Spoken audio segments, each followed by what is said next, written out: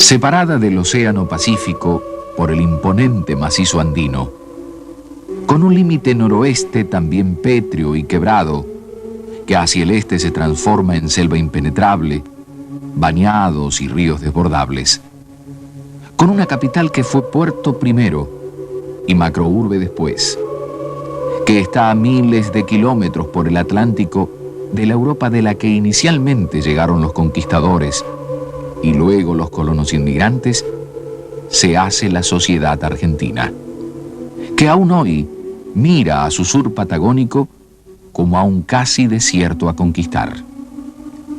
Una sociedad que, separada de España por sus ansias republicanas independientes, mamó en Francia e Inglaterra los principios revolucionarios liberales de la Europa moderna, y un estilo que quedó en la arquitectura y la forma de ser de parte de la cosmopolita Buenos Aires. Este grupo humano, del aún hoy lejanísimo cono suramericano, estación terminal de uno de los 3 trayectos aéreos más largos del mundo, nunca olvidó su principio hispánico, aunque muchas veces solo pudiera observar los enormes conflictos internos que España tenía y recibir aquí a los hijos más pobres o más faltos de libertad que ella daba. Por todo eso, porque de España nos queda el idioma, la creencia religiosa mayoritaria, las instituciones originales y parte de una forma de ser,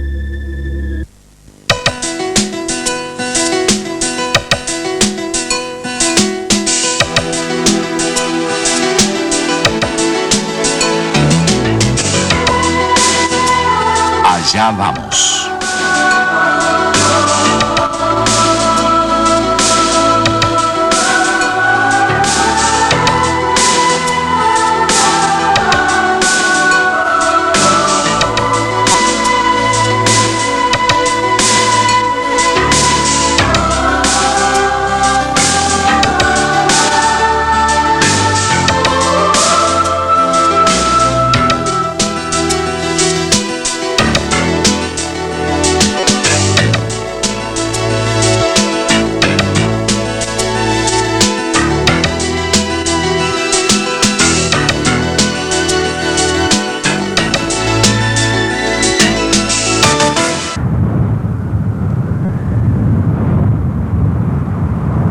El Cantábrico, el Mediterráneo, el océano, la cordillera pirineica.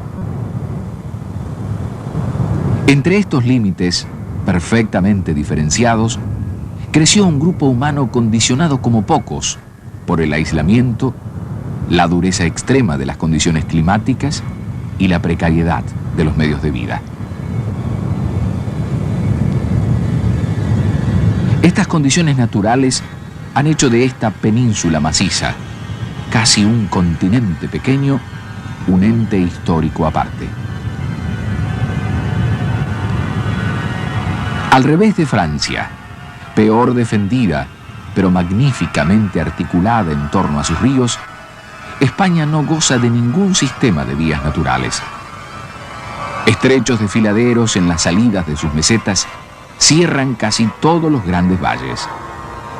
Muchos han dicho que la península es invertebrada. Otros, por el contrario, que el desarrollo de sus recursos humanos ha sido víctima de su estructura física, de lo pétreo de su relieve, que ha dañado tanto los medios de producción como el enriquecedor intercambio de vida. Estos dos elementos, el aislamiento y la pobreza, son para muchos los determinantes de los valores espirituales del pueblo español. Valores que hombres que van desde Unamuno a Frank han definido como profundos, esenciales y virginales. De este paisaje, el hombre de las mesetas fue el que llevó a cabo la gran aventura de la conquista americana. De la naturaleza de su tierra ha sacado su pasión por la independencia, su valor guerrero, su ascetismo, su placer por el dominio político y su desprecio por la ganancia mercantil. Características españolas estas, sobre todo de Castilla, que muchas veces llevaron a España a aislarse orgullosamente, haciendo culto exclusivo de su originalidad como respuesta a la modernización del mundo.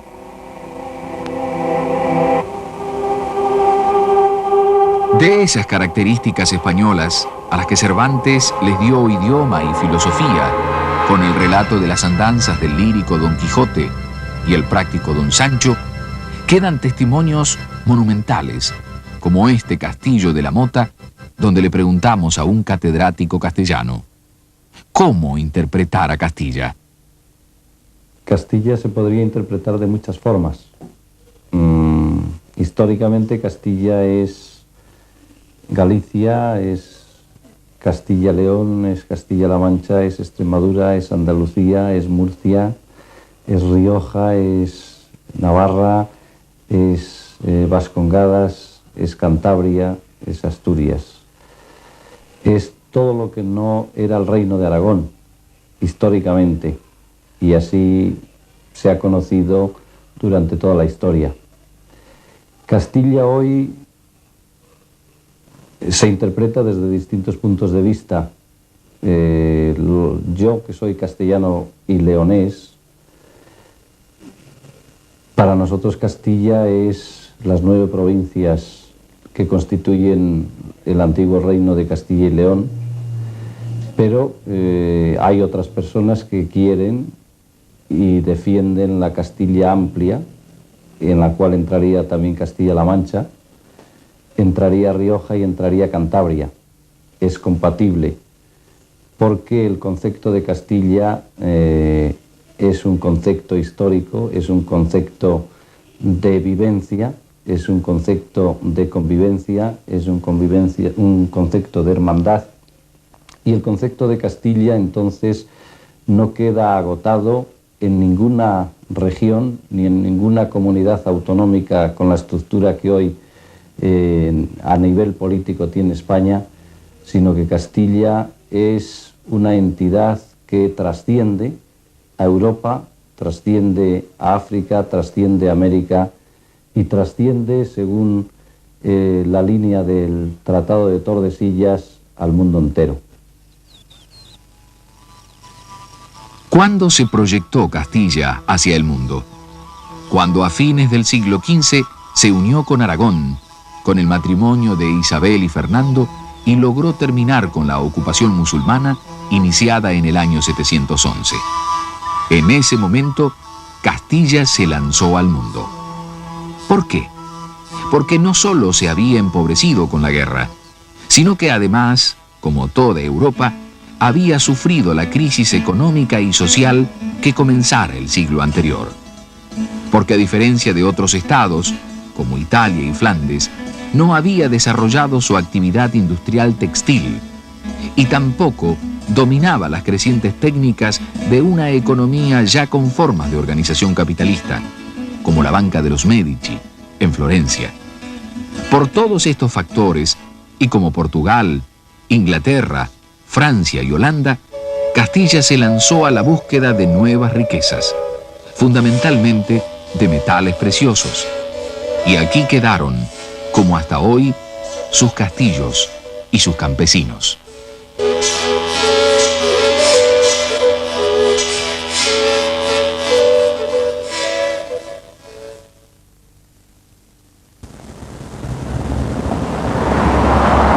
Este es el acueducto de Segovia, tal vez el más importante testimonio visible que los romanos dejaron en España tras dominarla durante siglos. Esta monumental obra, de 16 kilómetros de longitud, destinada a la conducción de agua, se supone que fue construida durante la época del emperador Augusto, y la arquería que vemos tiene 813 metros de largo y cruza lo que hoy es una carretera y entonces era el vallecito de Azoquejo. Las columnas van desde los 7 metros de altura, en su parte más baja, a los 28 en la más alta. En ese punto, Los arcos tienen 4,5 metros de luz y es por ellos donde el tránsito atraviesa el acueducto. El material utilizado fue piedra de granito sentada en seco. La ciudad de Segovia, que hoy se puede apreciar, es un testimonio histórico, urbanístico, de lo que fueron tantas otras ciudades castellanas, entre las cuales Segovia es altamente representativa. Entre otras ciudades castellanas que tuvieron su momento de mayor auge, de mayor esplendor, a finales del siglo XV y a lo largo de todos los siglos XVI, se podría citar la ciudad de Salamanca, la ciudad de Valladolid, la ciudad de Ávila o Burgos. Segovia tenía una especificidad en este contexto del conjunto de las ciudades castellanas. Segovia era especialmente rica, especialmente floreciente en la época del descubrimiento y colonización de América, precisamente por la burguesía textil que en esta ciudad se afanaba en la fabricación de tejidos de paño que se remitían incluso a Europa y, por supuesto, a América.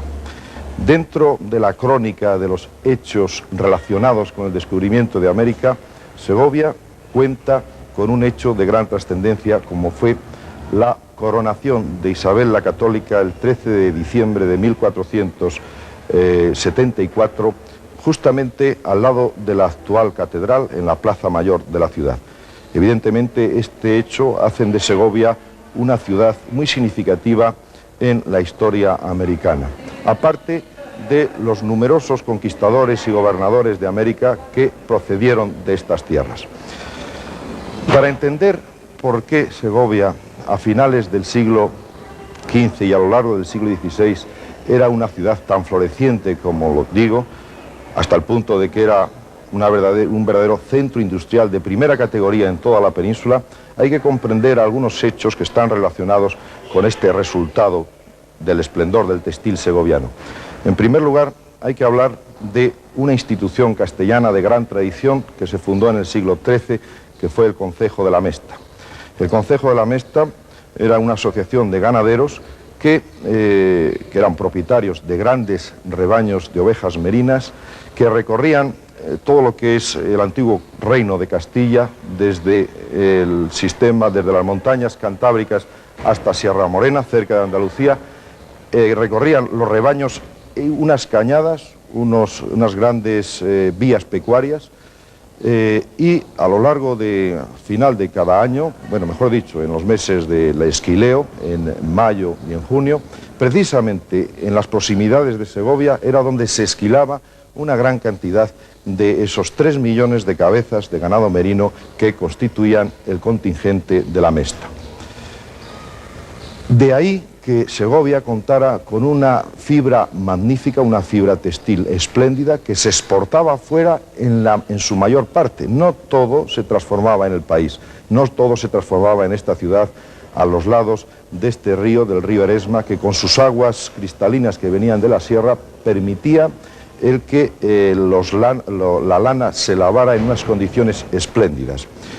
Por lo tanto, solamente con una parte de esta materia prima era con lo que las fábricas segovianas, los talleres segovianos funcionaban y fabricaban esos tejidos. Alrededor de esta actividad surgió una burguesía industrial que fue la que dio el tono social a esta ciudad. Hoy, evidentemente, muy poco se puede evocar de aquello cuando vemos nada más algunos testimonios de aquella grandeza concretada en estos edificios tan espléndidos que hoy son la admiración del que visita esta ciudad. Y esta es solo una pequeña historia dentro de las historias que hicieron de Segovia, una de las ciudades castellanas, testigo fundamental del descubrimiento y la conquista americana.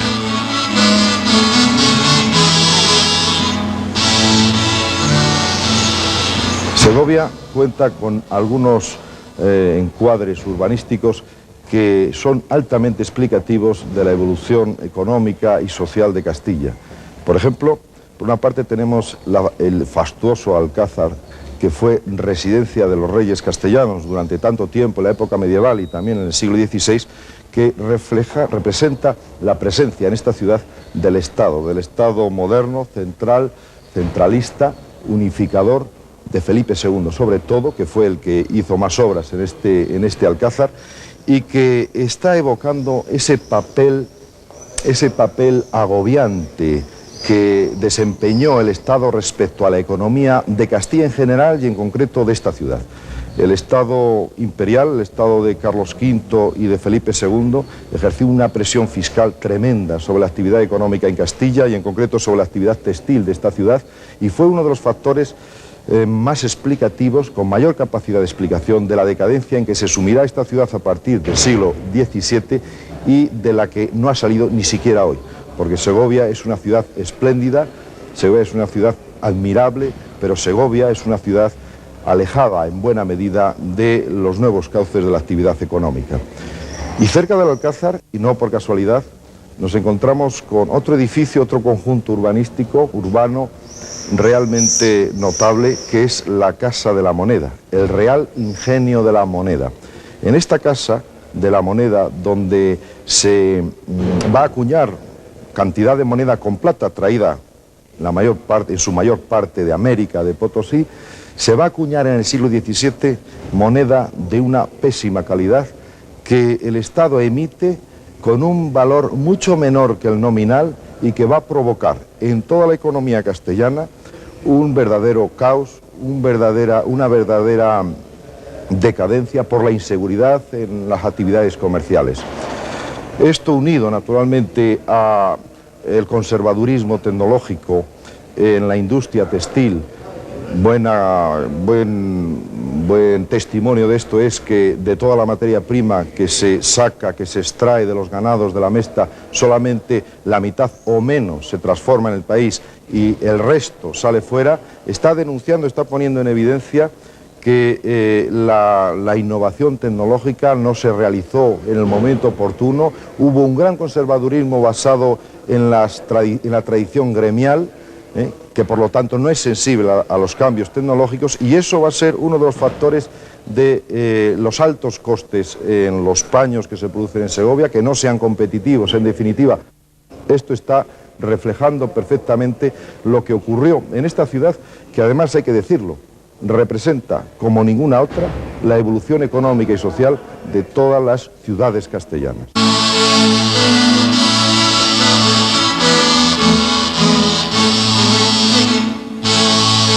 El doctor Ángel García Sanz es catedrático en Historia Económica de la Universidad de Valladolid.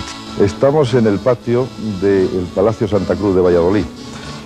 Este edificio acogió hasta el siglo XIX a lo que fue el Colegio Mayor Santa Cruz de Valladolid. Actualmente es el rectorado de la Universidad de Valladolid. Este edificio es bastante importante y tiene un alto significado en la historia de la España del siglo XVI y también en la historia de América, porque aquí, entre estas paredes, estudiaron muchos de los que luego serían los funcionarios, los responsables de la administración americana. Y aquellos hombres de Castilla que tuvieron a su cargo la administración de los intereses de España en América, sin duda llegaron a nuestras tierras no solo con sus conocimientos adquiridos en Valladolid, sino también con su conservadorismo y sus temores a la tecnología progresista.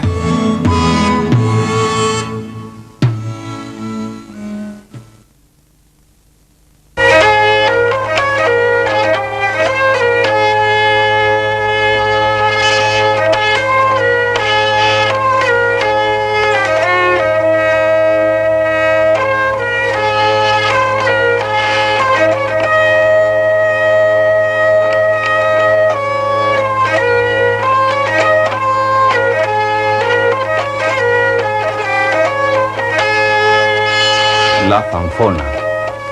Es un instrumento muy antiguo. Los documentos más antiguos que se poseen de él son del siglo XI. El instrumento en su origen nació como acompañamiento a los cánticos de los monjes en los primeros monasterios de Centro Europa. Posteriormente se fue incorporando como instrumento más popular a través de los siglos. Posiblemente entró en España con los primeros peregrinos que llegan a Santiago de Compostela. El camino hasta Santiago es muy largo y por tanto los peregrinos paraban en muchos lugares y iban dejando algún instrumento y sobre todo la noticia de que existía el instrumento como tal. Las rutas que en el siglo XIII utilizaban los peregrinos católicos hacia Santiago de Compostela, acompañándose con el particular sonido de las zanfonas, descritas por el musicólogo Joaquín Díaz, eran en muchos casos las mismas rutas de la Mesta. ¿Qué fue la Mesta? Una asociación de pastores que controlaba hasta en el mínimo detalle la ganadería lanar trashumante en la corona de Castilla durante la Baja Edad Media y la Edad Moderna. Este tema económico fundamental se investiga profundamente hoy, ya que el entonces denominado honrado Consejo de la Mesta manejó durante siglos una de las principales fuentes de riqueza del reino, y muchos atribuyen a su privilegiado manejo del comercio de la lana merino una influencia negativa para el desarrollo de la agricultura y la incipiente industria pañera castellana. Sin ese desarrollo de la agricultura, Castilla careció de los alimentos suficientes y el no crecimiento industrial la obligó a pagar en metales preciosos lo que no producía y necesitaba. Los privilegios de la Mesta comienzan con la expansión castellano-leonesa hacia el sur, en el siglo XIII, después de las conquistas de Alfonso VIII, de San Fernando. Entonces la ganadería toma una importancia enorme porque la trashumancia tiene muchas facilidades. Se pueden disfrutar de las magníficas dehesas de Extremadura, del Valle de la Alcudia, toda esa zona. Los ganados bajan en otoño hacia el sur o hacia el oeste y en el mes de abril o mayo volvían a Castilla y a León, a las montañas, a la sierra. Por eso, con antonomasia, el serrano para un extremeño es el ganadero castellano. Dura lo que dura el antiguo régimen. La Mesta era, parece que es una paradoja, la oveja negra de los ilustrados, de los que querían la modernización, la europeización de Castilla, los que querían que la agricultura tuviese más auge, ¿verdad? Que consideraban que estos privilegios de la Mesta eran dañinos. Pero toda esta zona de Segovia y de Soria vivía de la ganadería y todo el ambiente está impregnado de las costumbres pastoriles, la vida de los pastores, con sus habilidades, su folclore, su arte popular. Esta mentalidad del pastor tan curiosa, evangélica, podría decir, que cada pastor conoce a sus ovejas y las conoce porque dice que tienen cara como las personas. Yo llevo aquí 450 ovejas que me parecen, pues eso, maravillosas, de verlas comer, y en fin. Y claro, pasamos por lo nuestro, porque una vez es que llueve, otra vez es que nieva, otra vez es que... Pero que lo paso bien.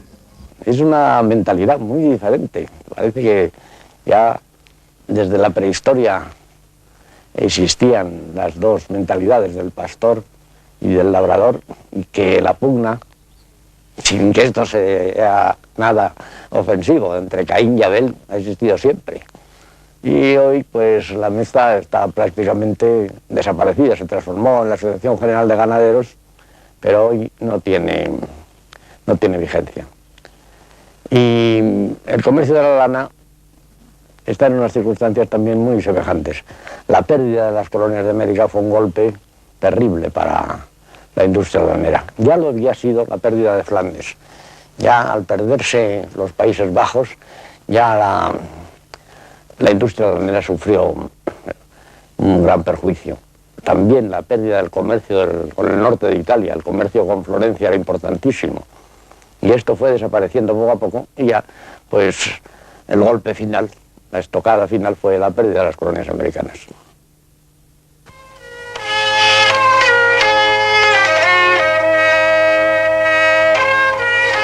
Dentro del paisaje castellano, centro del poder económico ganadero, manejado por el honrado Consejo de la Mesta, Quedaban en época de la conquista americana y perduran hasta nuestros días monumentos como esta capilla del siglo XI que atestiguan los siglos de dominación románica que sufrió España y fueron desde el segundo antes de Cristo a principios del cuarto de nuestra era. Bueno, aquí realmente no se han encontrado vestigios romanos, alguna moneda se ha encontrado, como construcciones, como edificaciones, pero legiones romanas pasaron por aquí y la prueba es que hay calzada romana por aquí cerca, en la bajada del Malangosto, y también algún río, dicen que encauzaron los romanos, el río Pirón le causaron los romanos. Esos son dos datos importantes y además están históricamente documentados. Estos datos del paso de los romanos por aquí, aparte de esta Segovia, el famoso acueducto, los romanos aquí tuvieron muchos asentamientos y están encontrando muchos restos de mosaicos romanos, de construcciones romanas por pueblos cercanos aquí, en esta región de Castilla.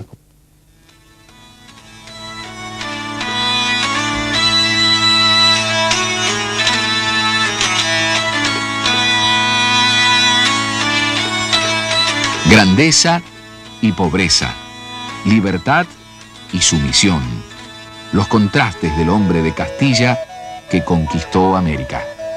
Hay una frase por aquí que se oye por las tabernas, por los pueblos, que el campesino tiene don de dueño, quiere decir que es propietario de su economía, su pobre economía, su humilde economía, pero es propietarios y dueños de su propia economía. Quizás sea eso en Castilla tan postrada, tan postergada, que quizás sea eso lo más importante de las comunidades campesinas, sobre todo en Castilla, que tienen su independencia, que tienen su libertad íntima, y eso quizás sea su grandeza dentro de su pobreza y de su postración.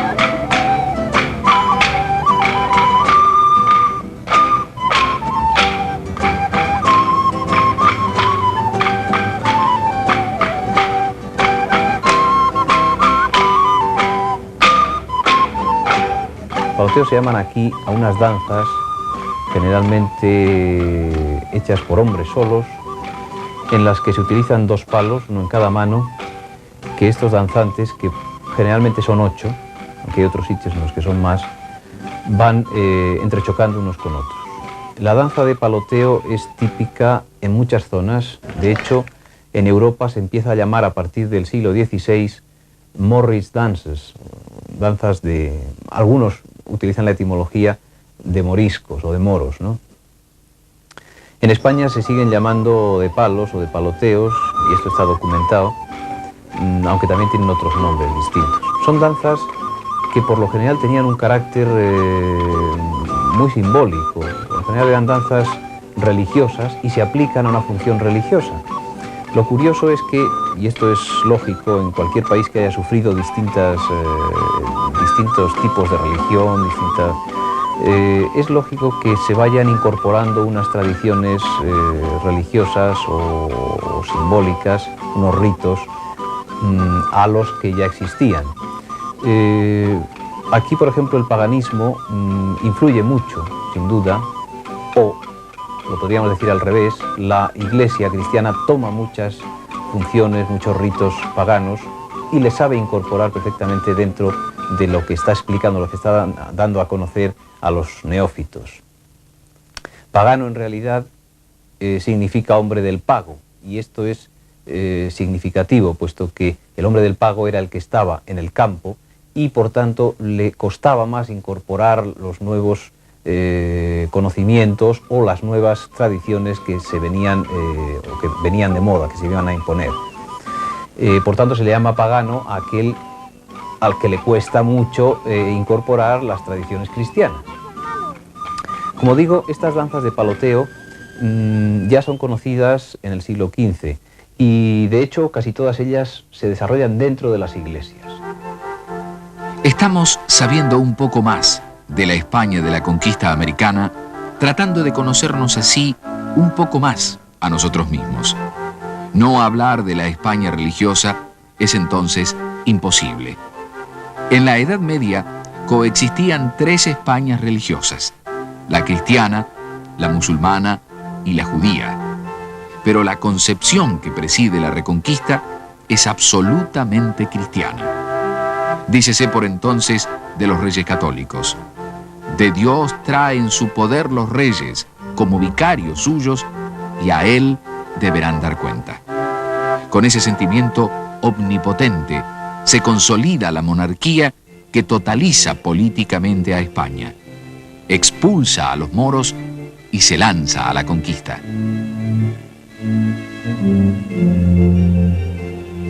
Aquí en la calle de la Judería de Segovia, donde aún las castellanas hablan de balcón a balcón, dada la estrechez de esa calle, que evoca lo que fue el barrio judío, la Judería Vieja de Segovia, una de las juderías más importantes de España en el siglo XV. Aquí este marco urbano fue tema de un hecho de gran trascendencia en la historia de Segovia, que fue la expulsión de los judíos en 1492, el mismo año del descubrimiento de América. Este hecho, la expulsión de los judíos de Segovia y de otras ciudades de Castilla, fue una medida de carácter general, como se sabe, ha sido, en mi opinión, malinterpretado en cuanto a las consecuencias que se derivaron de él.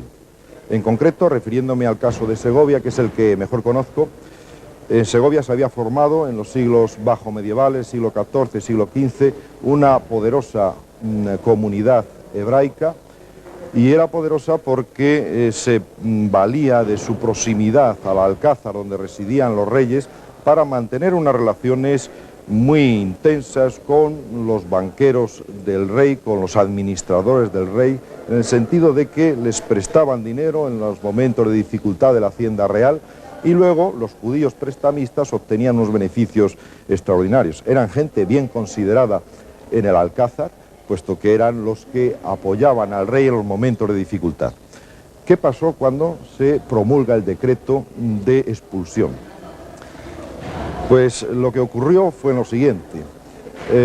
Por una parte, la mayor de esa comunidad judaica, la gente más comprometida con las finanzas monárquicas, es decir, los prestamistas más importantes, que tenían muchos intereses creados aquí en Segovia, no se fueron, se convirtieron al cristianismo, fueron bautizados incluso con el padrinazgo de los reyes, tan queridos eran de los reyes católicos, y permanecieron aquí con otros nombres, los nombres ya cristianizados.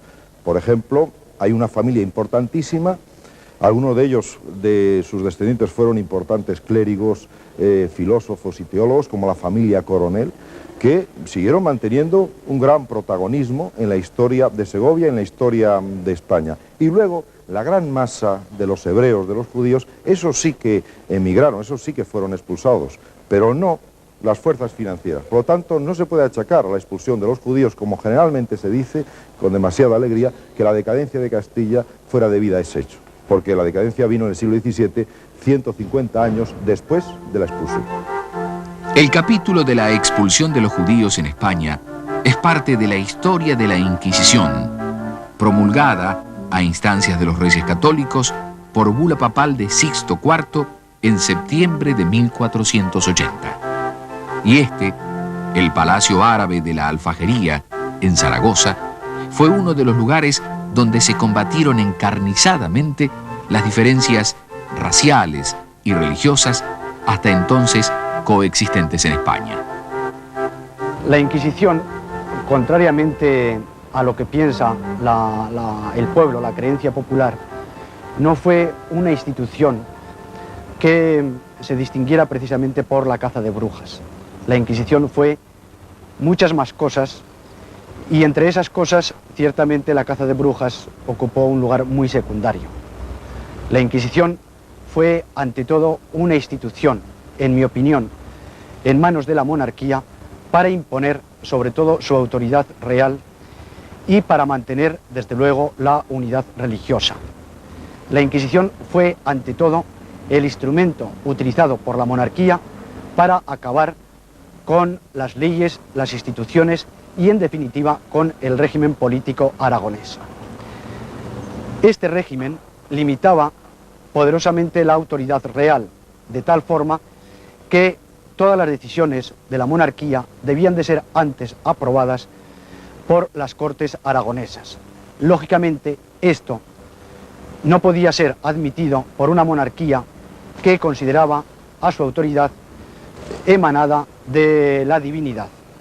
Por tanto, la monarquía necesitaba de un arma que fuera capaz de acabar con esas limitaciones. Y esa arma fue indudablemente la Inquisición. Por tanto, para Aragón, la Inquisición es, ante todo, un instrumento político en manos de la monarquía. Y además, para Aragón fue, al mismo tiempo, lo que fue para Castilla. Es decir, un instrumento de imposición de la ortodoxia religiosa. Se persiguió a los judeoconversos, se persiguió todo tipo de disidencia religiosa, se persiguió a los moriscos y ya en otros planos se persiguió a los fueristas, es decir, aquellas personas que se dedicaban a defender la legalidad vigente, y se las persiguió con la misma hazaña que se perseguía a los herejes. De tal forma que la Inquisición se convierte en lo que ya hemos dicho con anterioridad, en un instrumento político de imposición de la autoridad real, pero también en un instrumento de despersonalización aragonesa y, en definitiva, de aculturación. Pienso que el español, mejor dicho, habría que hablar del castellano.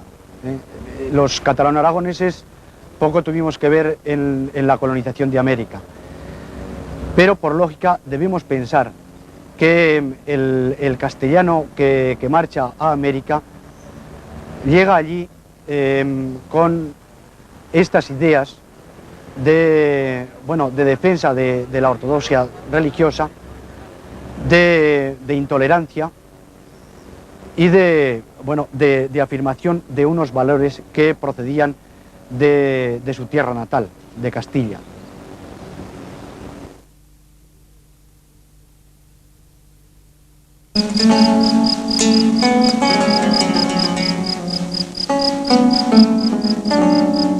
Sobre estos macizos de cumbres aplanadas, hoy sembrados totalmente y en diversidad, se desarrolló la historia de Aragón, la otra protagonista junto a Castilla de la España que se unió bajo la cruz cristiana para expulsar a los moros de Granada y luego comenzar la conquista. En lo que hace a América, Aragón poco tuvo que ver, ya que sus intereses extramarinos se volcaron más hacia el Mediterráneo, y Castilla fue la que se ocupó de la lejana América que Colón descubrió buscando las Indias Orientales, objetivo que creyó haber cumplido aún en el momento de su muerte. Allí, en Aragón, se sigue replanteando históricamente la conquista americana.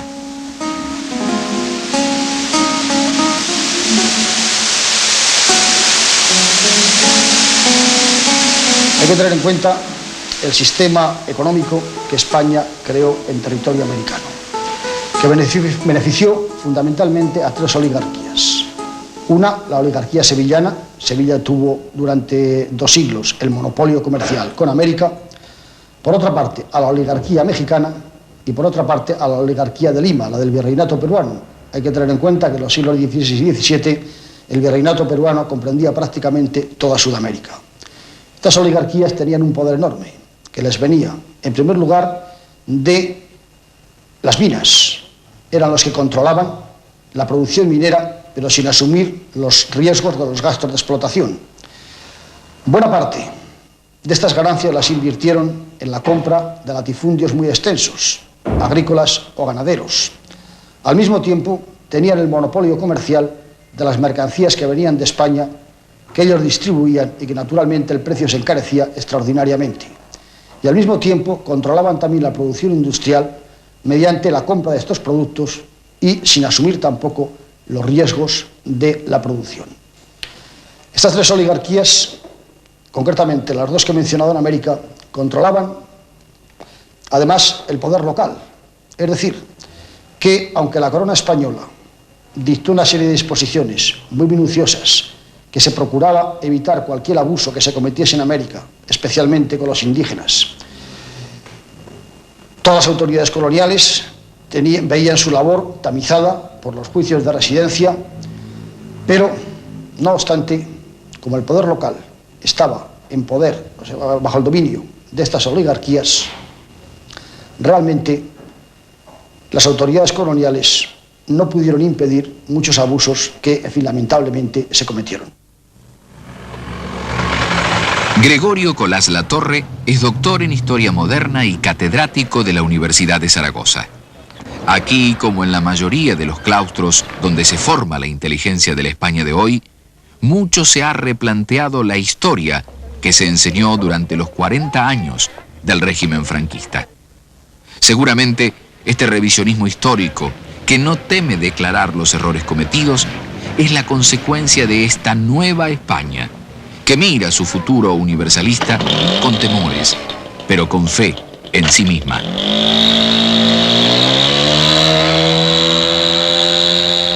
Por supuesto, la llegada del español a América supuso un gran trastorno dentro de las comunidades indígenas, por la sencilla razón de que se alteró su evolución natural.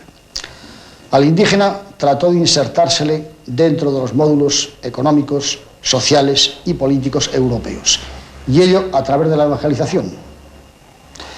No hay que olvidar que estamos en una época en que el espíritu religioso informaba la mayor parte de las manifestaciones de la vida. Esto era común en todos los países europeos y, por supuesto, en España también. La primera tarea que se propuso a la monarquía fue el convertir al indígena al cristianismo por motivos religiosos, pero no hay que olvidar el factor anteriormente mencionado, que al indígena, una vez convertido, se le insertaba dentro de los módulos económicos, sociales y políticos europeos.